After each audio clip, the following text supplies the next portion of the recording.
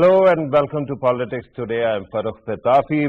Today we are going to talk about politics and elections, but not of the entirety of the country, but one specific region, that is Azad Jammu and Kashmir. As you know, the elections for the state are about to be held on July 25th. Out of 53 seats, 45 actually see direct elections. So we are going to talk about that, and we are going to see what are the major issues on the ground which are going to actually impact the election results. On the other side, it seems that they perhaps is going to be a very tough competition on certain constituencies, and it is thought that small margins may actually design or decide the future of the next government. We are going to actually take that into cognizance as well. And finally, who has a better chance of taking the state and making the government there? Remember, PMLN until recently had formed the government there and had continued for quite some time. Before that, it was People's Party. So it is thought, this can be speculation that like GB, AJK also mirrors the central government. And there, of course, then it might actually mean that PTI has an advantage as compared to other parties. There is a report that we have prepared. Before I introduce the guests in the studio, in the program, let us watch that report and then we are going to actually move forward. A final list of contesting candidates was issued by the Azad Jammu and Kashmir Election Commission for the upcoming 11th general elections in the region. According to the list, 701 candidates are in the run for 45 general seats. Out of 701 candidates, 579 are participating for 33 constituencies within the territorial limits of Azad Jammu and Kashmir and 122 for 12 refugee constituencies comprising 4 provinces of Pakistan. Over 2.82 million voters will exercise their right to vote in Azad Kashmir, of which 1.59 million are male voters, while 1.297 million are female voters. The election campaign in Azad Jammu and Kashmir is in full swing, and all the political parties of the region are eyeing the lion's share in Azad Jammu and Kashmir future power arrangement that would emerge after July 25th elections.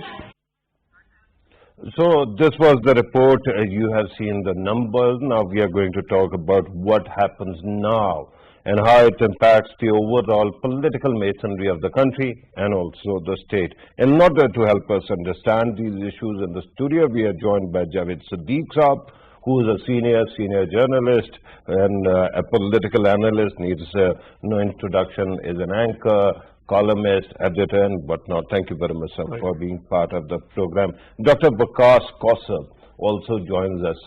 He is an expert and multifaceted expert on various things, but there are two aspects which are very important. One, he looks into political matters and also hails from AJK. Thank you very much, sir, for being part of the program as well. Later in the program, we will be joined by other guests through telephone, but let us start the discussion right now, right here. Javed Siddiq Saab, what are the key issues in AJK's politics right now? Well, there are multiple issues. I think, unfortunately, the AJK politics has also become a very polarized politics. And one reason why the position or the political scenario in AJK has become rather complicated, that the central government or the federal government, which is here in Islamabad, influences a lot on the outcome of the elections. Right. And this began back in 70s when Mr. Zulfikar Ali Bhutto toppled Sardar Abdul Qayyum Khan, the president of Muslim Conference and then the president of AJK, and introduced his own party, Pakistan People's Party. Before that, the Pakistani political parties were not operating in AJK. So that was the beginning. So following that, all political parties have their existence. Presence there. But in the past two terms, no government has been actually toppled. People's Party's government was there. It completed its tenure, and now PMLN also. Exactly. So this has been a tradition for quite some time that whosoever has a government in Islamabad, he can maneuver or manipulate the AJK elections and can influence the outcome of the elections. Correct. And usually when the PPP government is here in Islamabad, we find that the PP government is there in AJK. Correct. In 2013-18, PMLN government was there, and till today, only and recently. we have a very interesting dynamic between the Prime Minister of AJK and then the federal government at this moment, because the current government or the former government of AJK actually carries the narrative of PMLN that has been going on throughout the country. But Dr. Vikas Kaushal, I understand that Pakistan's national narratives are going to fight in Kashmir as well. We saw the Bilawal Bhutto Zardari actually dropping truth bombs on PMLN. But regarding the overall political situation there, what are the major concerns for the people of Azad Jammu and Kashmir? Thank you very much. I mean, 2-3 things are very important. One is, when we talk of mainstream political parties, we need to appreciate one thing, that AJK overall, the political transformation of AJK, if we see over the period of time, is something which is also remarkable in one way, that there has been a very sustained political process in AJK from the past many decades. Of course, the politics here in Islamabad and other have strong bearing on that because of the nature of the politics, one, and the extension of these parties over there as well. And the lot of issues and the mechanics, I must say, we cannot isolate them from the mainstream politics here, so which is quite natural over there. But one thing we need to see, that the dynamics in AJK politics is quite, sometimes, we see it's different as well from here.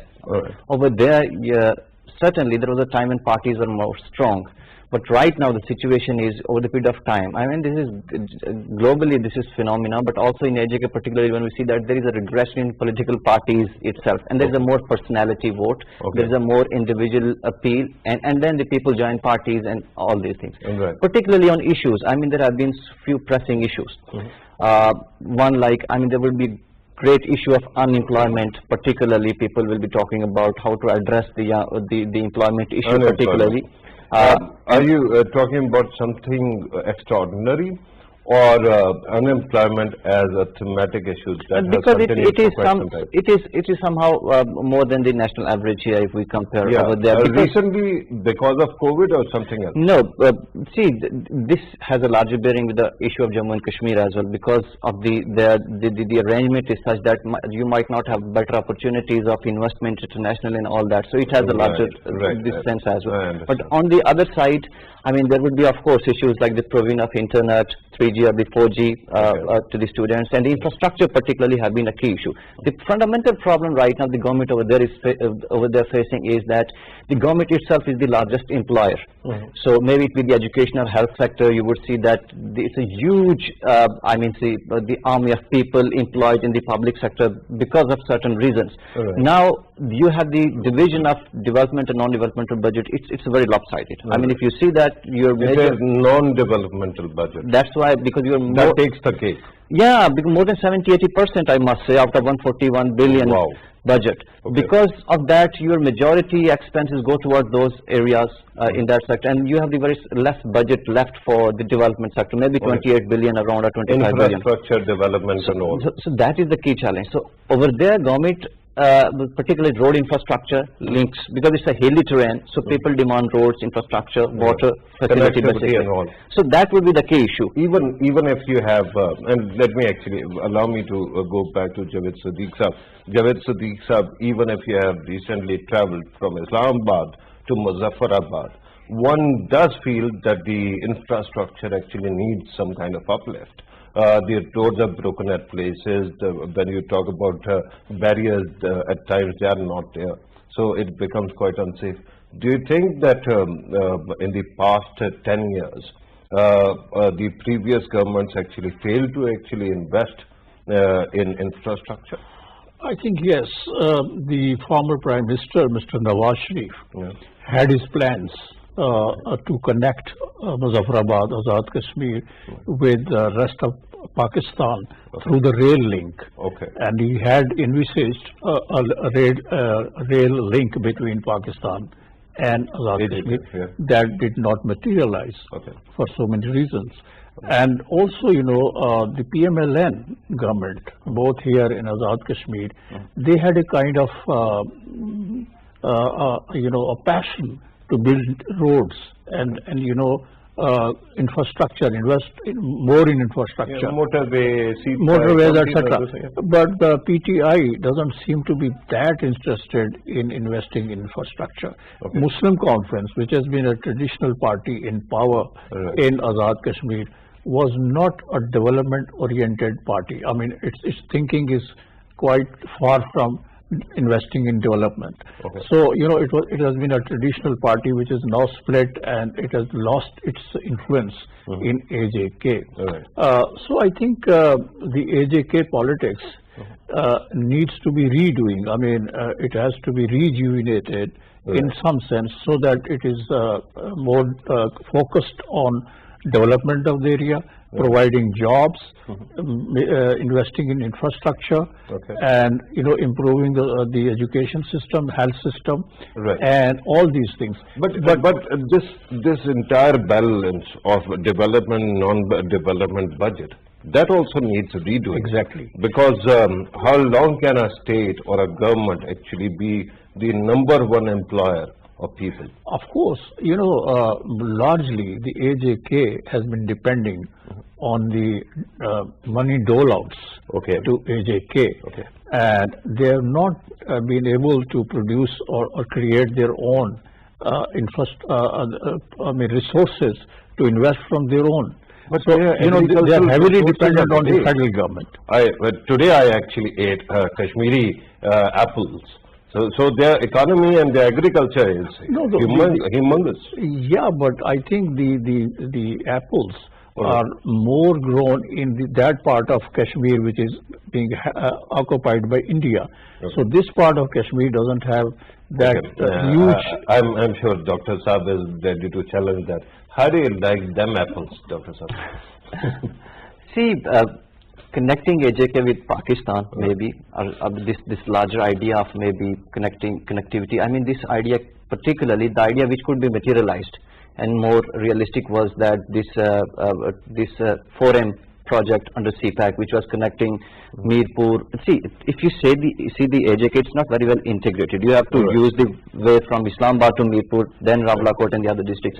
So this was the project in the CPAC, initially given a lot of priority that this would be completed in AJK, done on fast track basis, so that it helps integrate AJK within, so that it increases the communication link and communication among the people, and then it can increase the prospects of the economy. On the other side, see, the most prime sector or the private sector in AJK for the employment generation could be tourism particularly. When it comes to the agriculture, we don't have that much bigger land holding. That's one crisis over there. When we analyze from outside, if we see one thing very important, you would come to know that there have to be some structural adjustment and changing. It's not that the current government or the previous government have not invested the development budget. They have been developing some medical colleges, road infrastructure and all that. But see, there is inherent problem in structure as well. So you have to address some governance issues as well. Previously, if you see that there had been one amendment which was quite useful, with 13th Amendment in AJK, which somehow empowered AJK, transferred back a lot of autonomy and power, financial power, particularly from Kashmir Council to the AJK government, which was quite empowering. Of course, it has lacunas which could be addressed in the later stages, but this helped AJK also gather its own revenue or income, tax particularly in that territory, which was done by the council. So I guess the challenge is huge. And on the other side, if we see AJK, it's quite politically vibrant and active as compared to other, because of the certain reason, because it has a history. Right, but this time, correct me if I'm wrong, because of the national narratives, it seemed that politically active political parties which are now more polarized actually took it to breaking point? I mean, there is a reaction and resentment from the people. For the first time, if you see in the current election campaigning, if you analyze, people from their parties revolted and revolted openly because according to them the seats and all these things, the tickets were not distributed on the merit. This was a quite intense issue, and people showed a lot of resentment on that. This also Only indicates one party or all? No, almost. You see parties across the board. If you see, there is a resentment. Because I guess the parties inherently over the period of time, as I mentioned, it gotten weak. Political parties, internal structures and all these things. If you run parties on the basis of certain, claims or maybe associations or links, at the end of the day, you have to strengthen the parties politically and institutionally. You have to strengthen the parties, so that a genuine leadership can come up. Then we actually end up talking about a broader point, and that is how to actually enable and empower political parties not only in AJK but throughout Pakistan. But let me come back to Javed Sadiq Saab. Javed Sadiq Saab, out of these 45 seats, 12 are refugee constituencies. And out of those 12, 10 are in Punjab. Do you think that is going to have any kind of impact at all on the nature of government that is created in community? Traditionally, any government which was there in Islamabad or provincial government in Lahore, they have been influencing the outcome of the elections on these seats. So, if you go by that standard, then the PTI government is there in the federal capital and in the province of Punjab. So that should the PTI should be able to bag more seats on these in these constituencies. So let's see what happens. Who are the leading contenders? If you talk about political parties, I understand there are 4 which are very effective. But usually the competition is between the top 2. Who are the top 2? Is it PTI versus PMLN versus PTI? Okay. It is not People's Party at all. People's Party is there, but I think People's Party has, lost its influence, political influence in AJK as well because of its poor performance in the past. Although they have some good candidates, strong candidates in some performance as in governance or as governance issue. Mr. Zardari, when he was president, and Mr. Gilani and the others who were here as prime minister, the government of PPP in AJK didn't perform very well. But frankly, that is a charge they do have strong candidates in some constituencies who are capable, who are capable of winning some seats for PPP. Right, Dr. Waqas Kausar, have we seen? Remember when GB's elections were taking place, we saw defections, people actually switching sides from PMLN going to PTI. Is that happening in AJK as well? So it did happen actually. But not to that extent, the way it happened, GB, because there's a contextual, there's a context to it both, because GB, it was the second election. Tell us about nuances. Because GB, it was the second election in GB and it's the 11th election in AJK, so it's a quite different political environment. But one thing, I guess, PMLN has that incumbency factor that generally, that's always a problem with the sitting government to win elections or maybe context in that way. I personally think People's Party, the advantage which goes to them is they, at least like Jamaat Islami, they have certain vote base in AJK. Thank you very much for comparing one of the largest parties in the country with one religiously motivated small party. Because of the nature of parties, at least, because both are ideologically left and right, but at the end of the day, not right.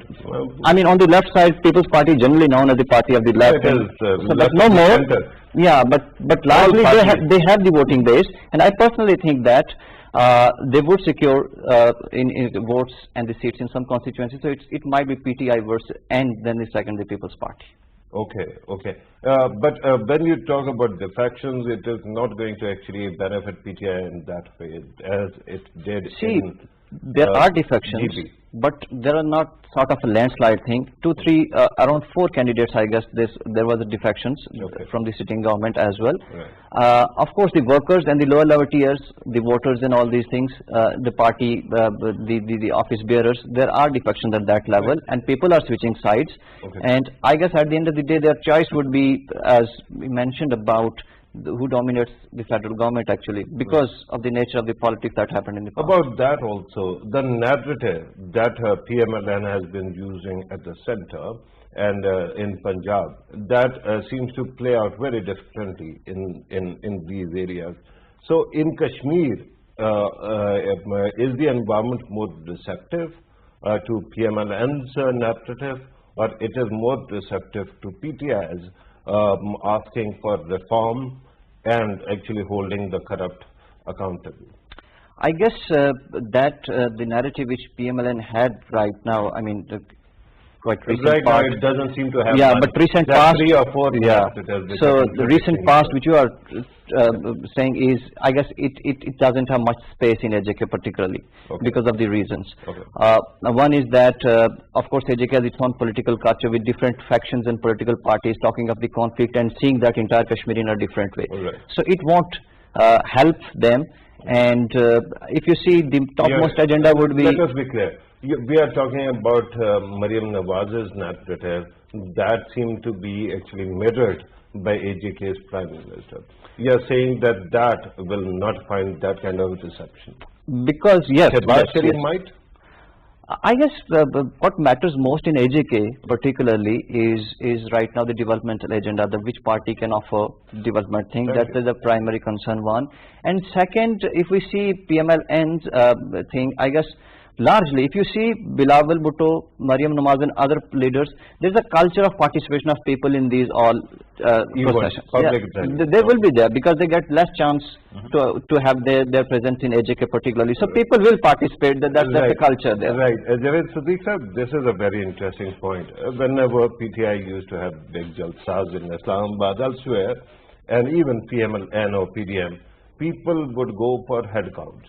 And then they would actually, I'm talking about the pundits like your good self, and then tell us who is actually winning by virtue of numbers.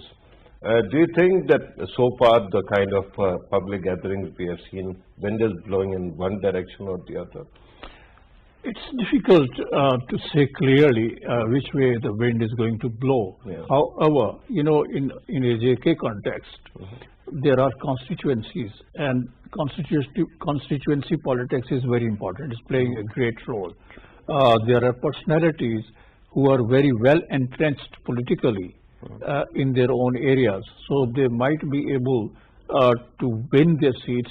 That has been the tradition. Right. So, and also, the Bradri system. Right. And I'm going to interject. I'm told that Raja Mazur Saab, who is PTI's candidate, joins us on telephone. Raja Saab, thank you very much for being part of the program. Let me ask you, what is the PTI's promise to the people of Azad Jammu and Kashmir, sir?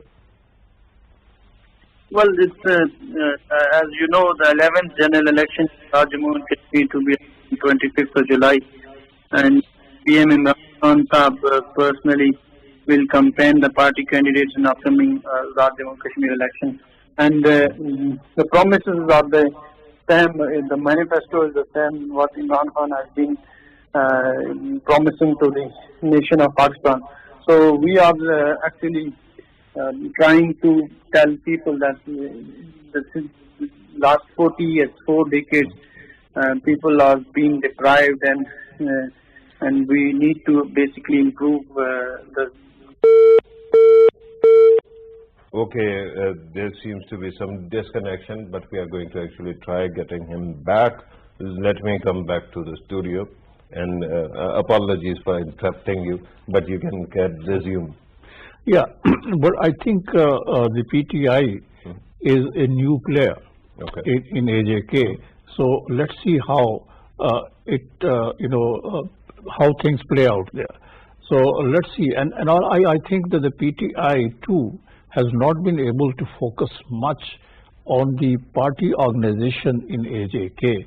Barrister Sultan Mahmood is a well-known political figure in AJK, and he has been with the PPP. He was a part of Muslim conference as well in the distant past, and he has changed his party loyalties for the last 3 He actually decades. created one party of his own, and then actually... So now he is with PTI, but he is also being challenged for the leadership of the party in AJK by a very important businessman, Islamabad businessman. Yeah, and we are going to talk about that, and that is also important. But let me go back to Raja Mansoor, who has come back to us.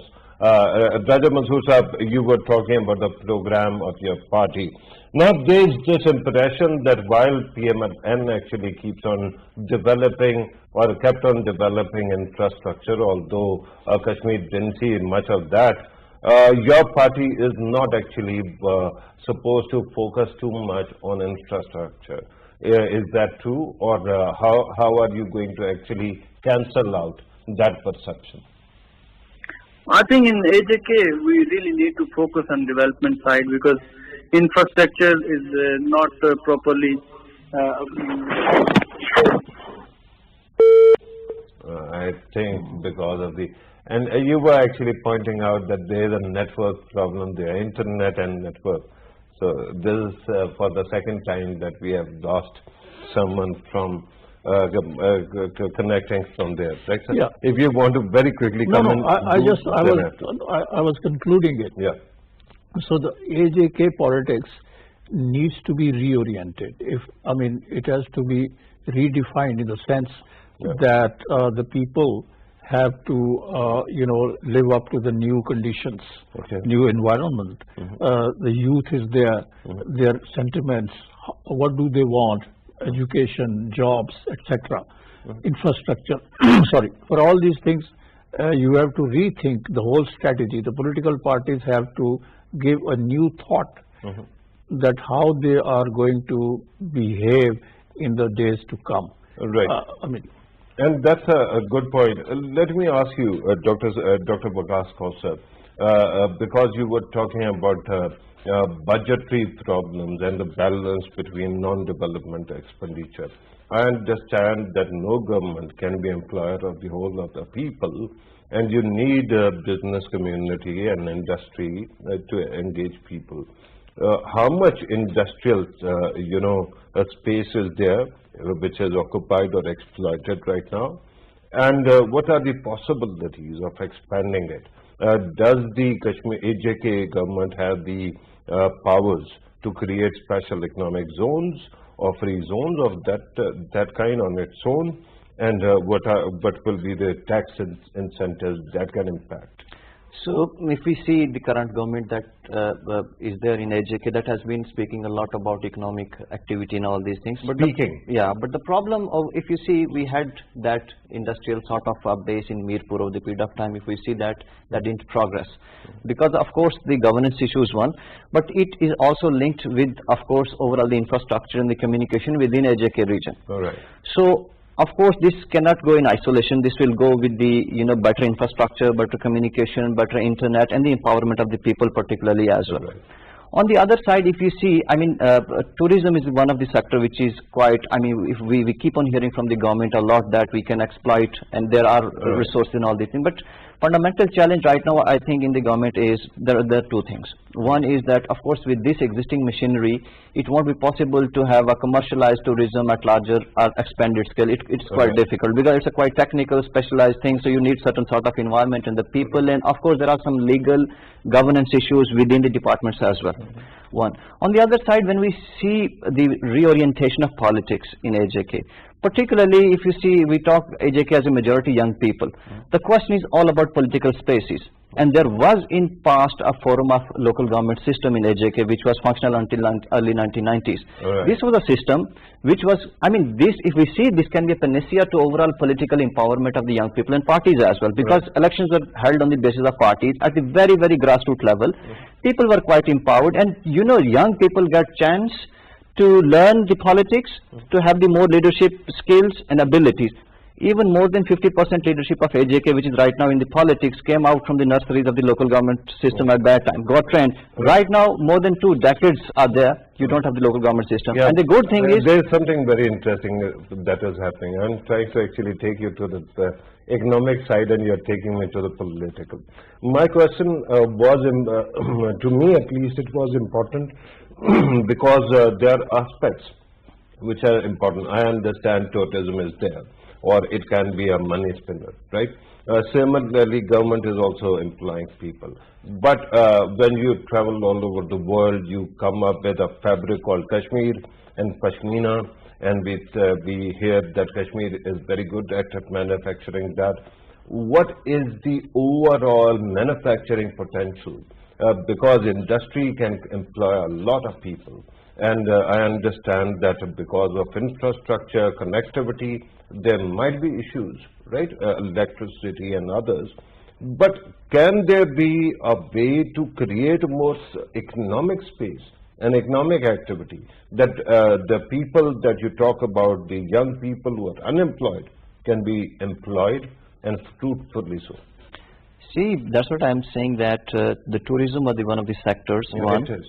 And the problem with that is, of course, your own human resource. How you build that human resource and you build that capacity so that they can generate a lot of things. I mean, alone Neelam, if we see that in past, the government has been giving statistics that more than 1 million people have been traveling. The problem is, it's not about travel, but it's about people living there, getting services and all these things. For that, you need a strong infrastructure and the human resource, particularly development. It's a second. I mean, in past, if you see, the governments have been, giving tax things as well. I mean, there have been tax exemption for all these things. But we have to see the market of AJK. It cannot create that sort of market which we are thinking. And we are going to talk about that. We are joined by another guest on telephone. Raja Bakas Naseem actually joins us at this moment. Raja sir, thank you very much sir, for being part of the program. He also represents the ruling party at the center.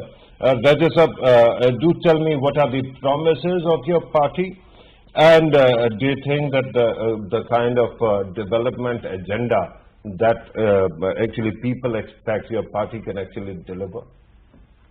Farrukh, it's a pleasure being a part of your program today. Let me assure you that Imran Khan, in his wisdom, has raised a team in Kashmir, which is going to ensure, which is going to make sure that somehow the destiny of the people who have been captivated by dynastic politics in Kashmir would be freed, and the youth of Kashmir will be playing a role in the future of the nation. What has happened is that about 25% tickets have been given in Kashmir to new people, fresh faces, new blood has been infused through management. Next, Farrukh bhai, what has happened is that as far why would people vote for Kashmir, for PTI in Kashmir, Farrukh bhai, what is going to happen is that, let us not say what Imran Khan is going to do in future, what he has done already. Let me apprise you, sir.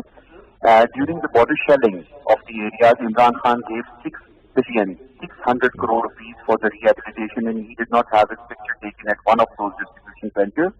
For Clean and Green Kashmir, he ensured a federal grant of 2,200 crore rupees so that forestation could take place. Thereafter, during the COVID-19 episode, Imran Khan was very generous and he gave away 12,000 rupees per family for Kashmir so that they could pass those hardships with less problem. And thereafter, load shedding, which was a chronic problem, I discussed in another program with you, 18 to 20 hours of load shedding was suffered in my district, Bagh also. But what happened, Farrukh bhai, that today that is a thing of the past. In my district, I don't have even half an hour of load shedding today. And lastly, and most importantly, is that healthcare was not... Load shedding is important, Raja Sahab, but my concern is earlier when we were talking about these things, there are three nodal points or three major trends or expectations that seem to be there. One, that job creation will take place because of the youth bulge. And the question is, apart from the government jobs and, when you talk about tourism, is there any potential where you can invest and create jobs?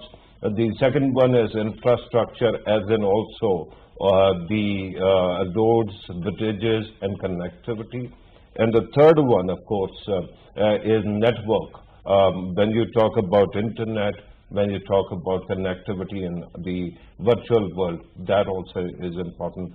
How do you actually propose to resolve these three issues? So, it is very pertinent to mention that Khan Saab, when CPAC was conceived, there was no part of Kashmir which was engulfed in CPAC, and because of Khan Saab's ingenuity, Ali Amin Gandapur, our Minister for Kashmir Affairs, played his role, and now a tourism corridor under the auspices of CPAC is going to be considered inside Kashmir, and the layout of that program would be given by Khan Saab himself during the programs inside Kashmir when he is going to address the public meetings. Secondly, sir, vis-a-vis job creation. Now, what has happened is, sir, that the best of our youth are going as security guards to Middle East. They go over there and they don't have job creation over here. So tourism has been marked by the Prime Minister, and the tourism task force under the Prime Minister's auspices has been constituted with members from all 10 districts of Kashmir. And let me assure you, sir, that by the time we come inside our government forms on 26th of July in Kashmir, inshallah, you will see that job creation will start instantly. And tourism is going to be the priority sector. Forestation will be a priority sector, and fisheries will be promoted. Thereafter, right. Under the last That is very said about quickly, sorry to cut you, but you understand that one bad jobs that a journalist or an anchor is supposed to do is to try trip their guests as well. Let me ask you a difficult question. If your party wins, who is going to be the Prime Minister of Kashmir?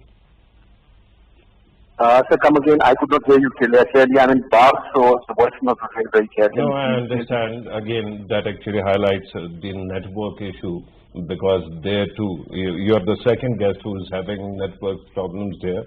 But my question was, who's going to be your party's prime ministerial candidate? Farrukh Bhai, I have not got my party ticket. I have been overlooked, and yet my loyalty, unflinching loyalty, is to Imran Khan and Imran Khan alone. The Prime Minister candidate for Kashmir is going to be highlighted by Khan Saab. He could be a stalwart, a powerful leader, or Farrukh Bhai, he could be an Usman Bozdar, Khalid Mahmood, Mahmood Khan, or somebody new which Imran Khan decides. But rest assured, whoever is going to be there, the target which would be given to him, or the benchmark which Imran Khan would set for him, is one, Farrukh Bhai, he should be corruption free, and secondly, you would ensure you're looking very smart in your blue tie. Let me compliment you under your dress. So he is going to ensure. You realize that when you compare your party with other parties, they have very clear candidates, and this is the sort of politics that actually, because there was a clear prime ministerial candidate in the national elections, it benefited your party when you compared it with the other two parties whose prime ministerial leaders or prime ministerial candidates were retired hurt. But this time, while the other side has a very clear nominee for the post, your party doesn't. And don't you think that it might affect your party's overall movement forward? Farrukh Bhai, on the contrary, this gives strength to our party. See, I told you I was overlooked for the ticket, and I went out and protested in front of Khan Saab's residence, and Khan Saab passed that vote, and he did not say that Waqaf should be moved away. No action was taken against me. I was given that strength. The Minister Kashmir Affairs came and discussed the same as that. Today, Barrister Sultan Mahmood Chaudhary is the head of the Kashmir chapter of PTI, and he met the Prime Minister today. It was a very good session. The pictures were out, and after that, it is uniformly acknowledged in the ranks and files of the party that Imran Khan's nominee will be the Prime Minister candidate. We are not going with personalities. We are going with an ideal of change. I get your point, sir. I'm